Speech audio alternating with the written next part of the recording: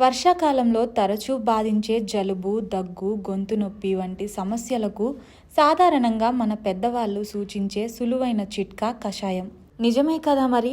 ప్రకృతి సిద్ధంగా లభించే వస్తువులతో తయారు చేసుకునే ఈ కషాయం చేసే మేలు అంతా ఇంతా కాదు. అందుకే వారానికి కనీసం ఒక రోజైనా కషాయం చేసుకోండి. టీ, కాఫీకి బదులు ఈ కషాయాన్ని ఒక అరకప్పు తాగి చూడండి. ఎంతో ఉపశమనం లభిస్తుంది.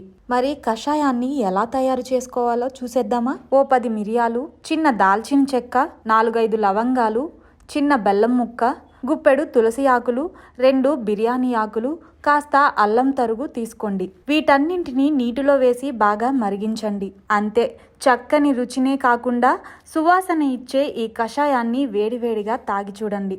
మీకున్న జలుబు, దగ్గు, గొంతు నొప్పి వంటి సమస్యలు ఇట్టే దూరమైపోతాయి.